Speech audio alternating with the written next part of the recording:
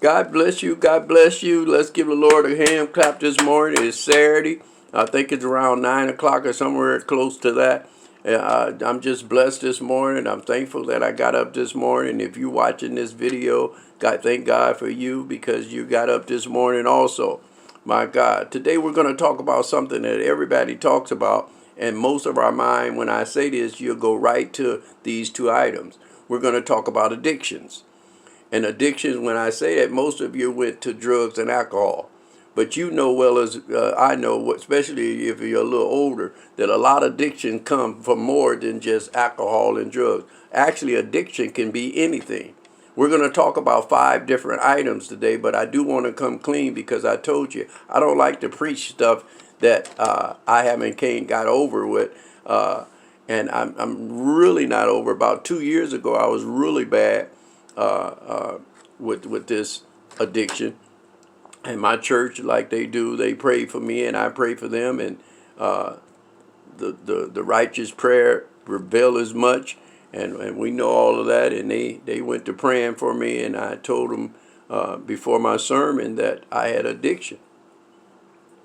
Are you guys praying for me? Because here's the thing, addiction can come more than alcohol and drugs. Do you want me to show you what my addiction was? Let me show you. Stay right there. Don't go nowhere. Can you see that?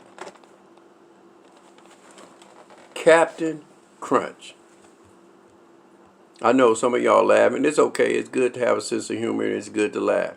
But I'm telling you, they had me. I was eating 3 bowls in each setting.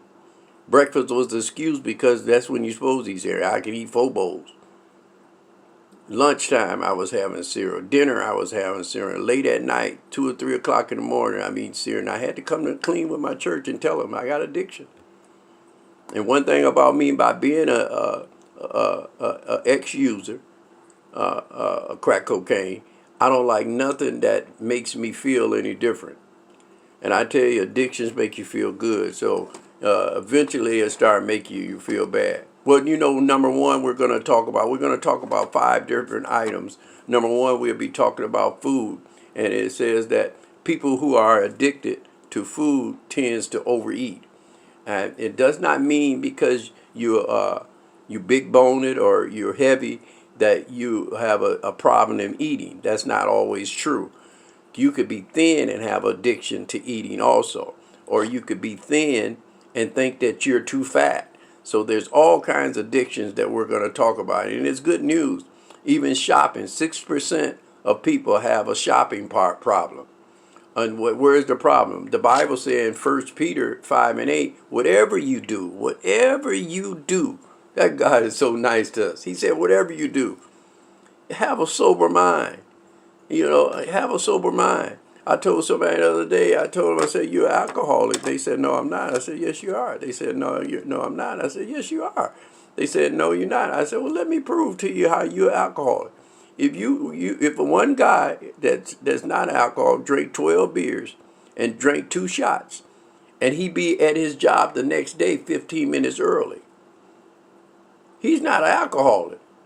He's the sober mind that God is talking about. He did his thing, but he's at work. He's taking care of his business. Now you drink and get drunk.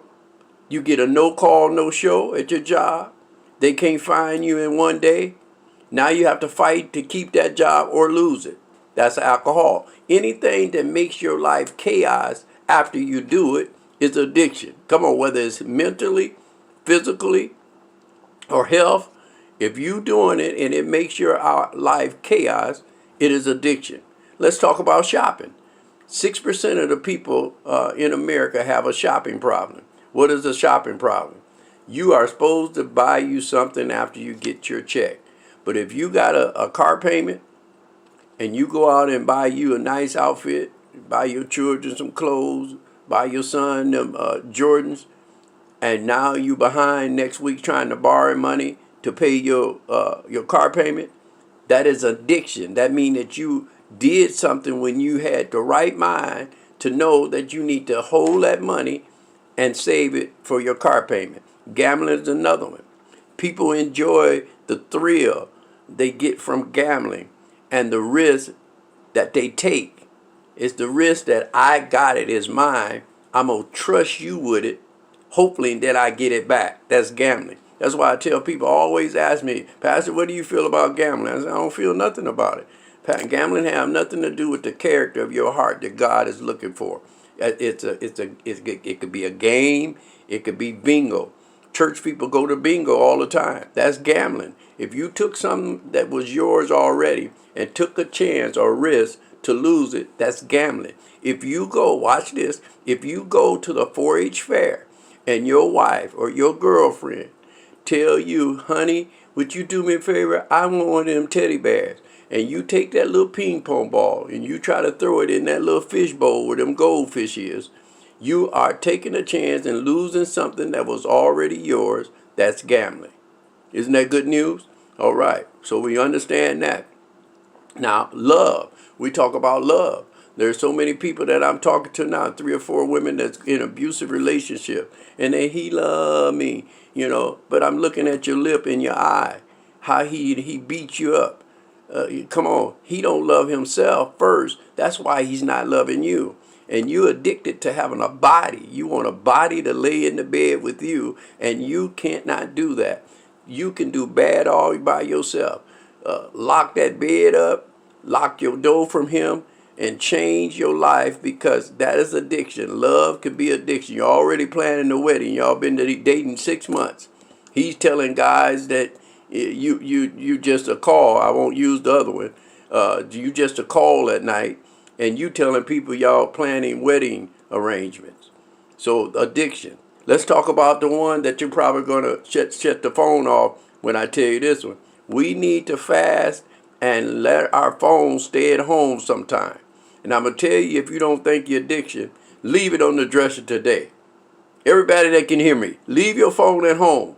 Go do your errands. Go do what you got to do. We so attached to their phones. And years ago, if you're older like I am, you had a landline or no phone, and then nobody was in your business. Wasn't nobody checking and texting you, emailing you. If I hear another bell or being go off in this phone, my God, I want to throw it in the river. I'm just being honest. If it wasn't because of my business and the church and things people need to get in touch with, I tell you, this phone can be chaos. Will not let you rest. My phone, I can hear it through the night. It wakes me up. Ding, bong, boom, bing, ding. All this stuff going on. So we have to be careful. If you don't believe you're addicted by something, anything that you're doing more than you're doing for God could be addiction. Isn't that good news? That's good news. It's like 79% of people use their phone to wake them up in the morning. And that's okay. I ain't tripping about that. But I'm telling you, if you want to see if you're addicted or not to something, try leaving your phone at home. That is addiction. 1 Peter 5:8, it talks about have a sober mind. What is God talking about? God is so awesome with us. Because he's really, and I have to be careful right here, because I don't want no letters, me telling people that they can do drugs. I'm not saying that. I'm saying this. God wants you to have a sober mind. If you have a glass of wine with your steak and your potato, who cares about that? Pastor don't care nothing about that, because that's not going to keep you out of heaven. Not that glass of wine. Come on, somebody. That's not going to keep you out of heaven. But when you start being drunken and getting in trouble and running over people and getting licensed bad by driving drunk and all of that, that is addiction. Anything that causes chaos behind the act that you do and you did it freely could be addiction. Isn't that good news? Well, just to put it out there right there, you know what I mean? Be careful about addictions. They could be anything. Anything that you put in front of God could be addiction. Check yourself out today. Leave them phones at home and give yourself a test. Fast a couple of days from them phones. Just tell everybody if you want to. Well, you're not supposed to tell people when you're fasting. It says anoint your forehead, wash your face, and don't tell people that you're fasting. It's hard to do it when you have a phone, because everybody expects you to call them right back, text them right back. But we have to get away from them phones, and I think everybody should. That'll be a blessing. Then God wants us to interact with family. Maybe that's the reason the COVID is here. We don't talk no more. That's deep. Well, I love you all. Thank you so much for tuning in to the station here on YouTube. I love you guys. Be blessed. Have a good day. Wear your mask so we can get this over with. And make sure you stay away from addictions. God bless.